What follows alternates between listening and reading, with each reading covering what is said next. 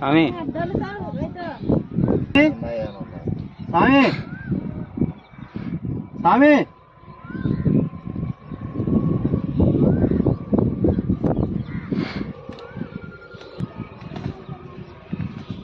అందరూ వచ్చినాక మళ్ళీ మౌన పాటిస్తట స్వామి. స్వామి నిన్న టైం చెప్పినావు 8:30కి నువ్వు ఉంటావని చెప్పినావు. 8:30కి అటు కాదు, ఒక నిమిషం ఇటు కాదు కాకుండా నేను తవ్వి చూడండి నేను ఉంటానని చెప్పినావు. మరి స్టార్ట్ చేయమంటావా స్వామి? 8:30కి నువ్వు చెప్పిన మనిషితోని చెప్పేయమంటావా? గ్రామ పెద్దలు వచ్చారు. ఎవరు ఏందో మళ్ళీ ఒకసారి చెప్పు స్వామి. ఎవరు నువ్వు? ఎవరివి స్వామి? ఎవరు స్వామి? ఎవరి నువ్వు?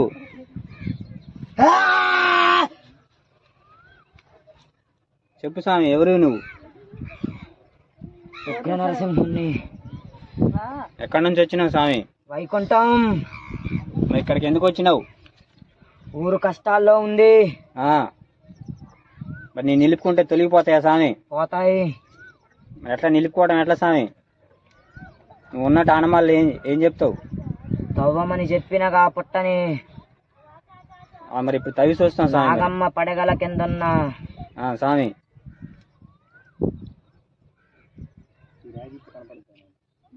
ఎక్కడ దామంట స్వామి? ఇక్కడ.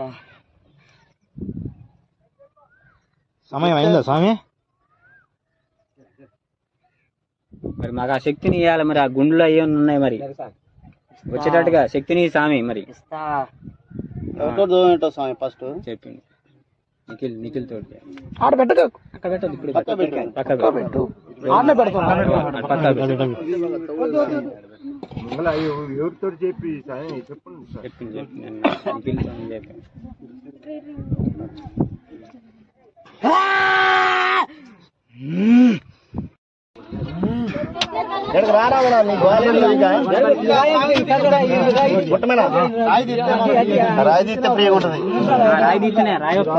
చెప్పు. గడపర తీసుకొని ఇంకోటి ఇక సైజులు వచ్చారు వాళ్ళు కూలోళ్ళు. సైజులు 2 తీసుకు అటొకలు పెట్టి వచ్చని పెట్టి ఆ గుండు లేపినాక ఇక తర్వాత అయితే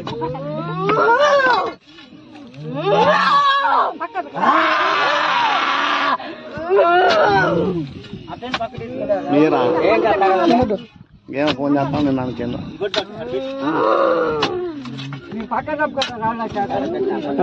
కొంచెం దూరం జరగాల.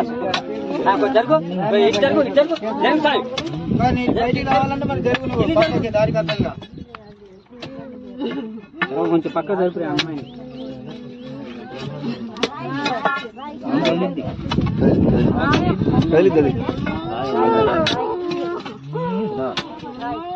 వచ్చిన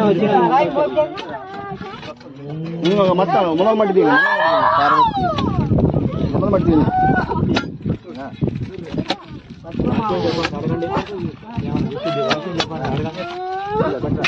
చెప్పండి. చెప్పు ఏంటో అడగండి.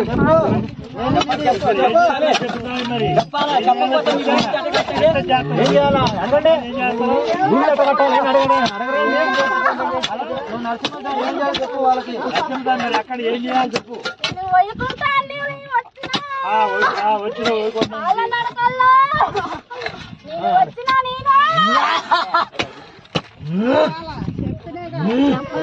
చెప్పాలా ఏం చేయాలో చెప్పాలా.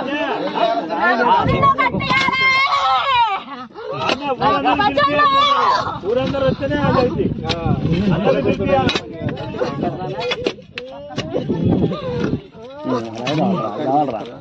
గట్టి పట్టిన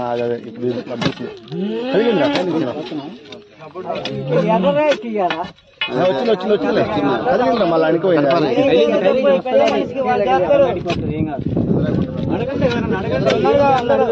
చెప్పు ప్రకారంగా చేయడానికి బాగుంటుంది.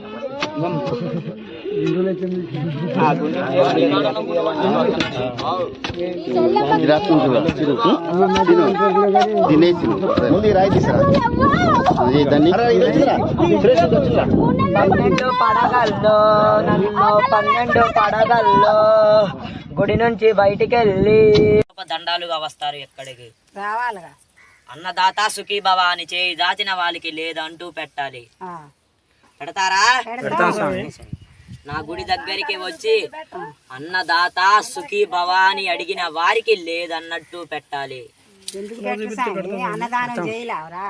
మీకున్నంతలో అయినా బుద్ధి పుట్టి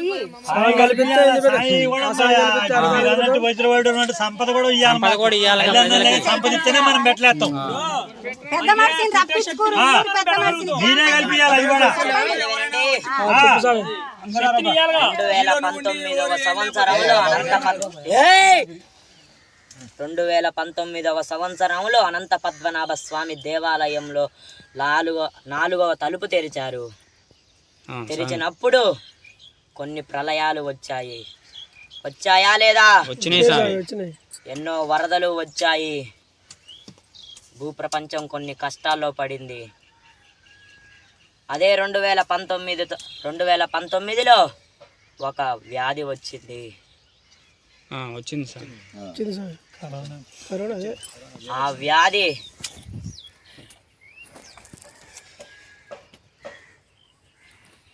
దేవతామూర్తుల ఆగ్రహమే. దేవతామూర్తుల విగ్రహాలు ఎక్కడెక్కడో మునిగిపోతున్నాయి. కాశ్మీరులో సరస్వతి దేవాలయాన్ని ఎవ్వరూ కొలవట్లేదు.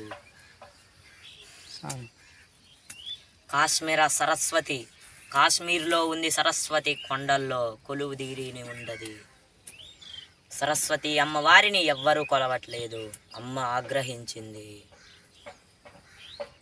ఎన్నో వజ్ర వైడూర్యాలతో నిండిన విగ్రహాలు ఎన్నో సముద్రంలో కలిసిపోతున్నాయి.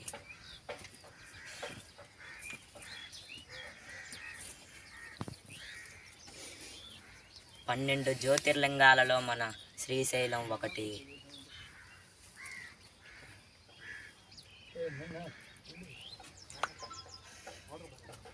పద్దెనిమిది అష్టాదశ శక్తి పీఠాలలో ఒక శక్తి పీఠం ఉంది. అందులోనంగా 12 జ్వాలలు ఎప్పుడూ వస్తూనే ఉంటాయి.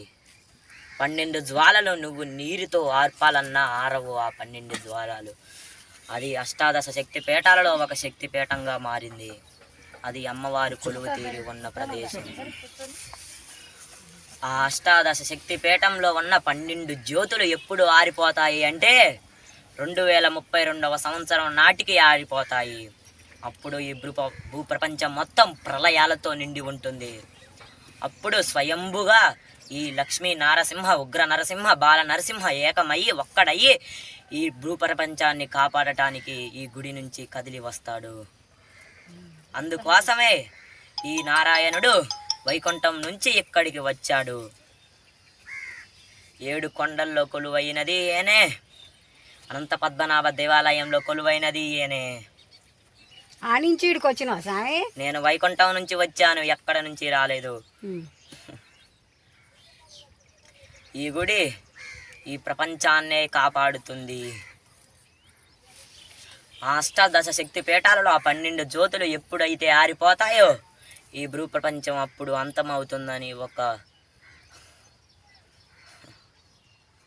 ఆదర్శనం.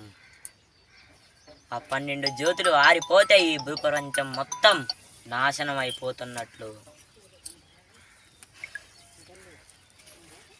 సిద్ధాంతులు వేస్తలకు కూడా అది అందదు, చిక్కదు.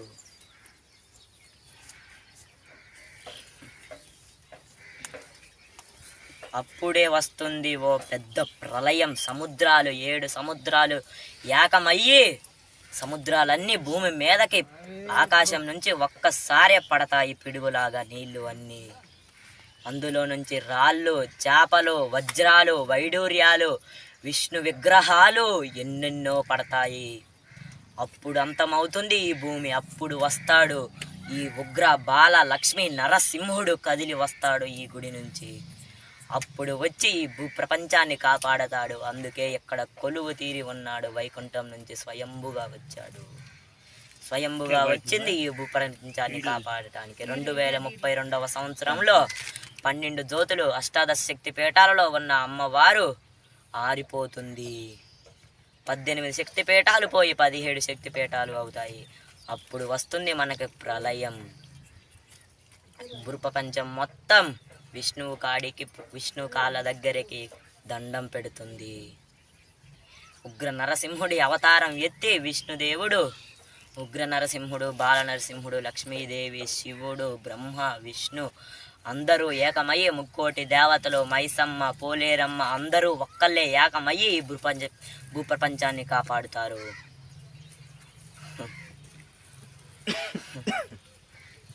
స్వామి ఎండకి ఇంక మరి శాంతి పడాలి. ఏం చెప్పిర్రు స్వామి మీరు? ఆ పెద్ద మనిషి వచ్చిండు, ఏం చెప్పిర్రు? ఊరికి కావాల్సిన పెద్ద మనిషిని పిలిపించుకోరు, ఏం చెప్పిర్రు ఆ స్వామి? గుడి నిర్మాణం చేయాలంటే మరి మాకు ఏడకి ఎందుకు వచ్చానో చెప్పనా? ఈ ఊరే కాదు, ఈ దేశం, ఈ భూమి అంతా, లోకం అంతా కష్టాల్లో. ఈ బాలుడి మీదకే ఎందుకు వచ్చినావు? ఇక్కడికే ఎందుకు వచ్చినావు? అసలుకి ఎక్కడికే ఎందుకు వచ్చాను అంటే, ఇది ఓ భారతదేశం, ఎన్నో సంస్కృతులతో నిండి ఉంది. అందుకే ఇక్కడికి వచ్చాను. కానీ ఈ ఊరిలో ఒక్క నరసింహుని విగ్రహం లేదు.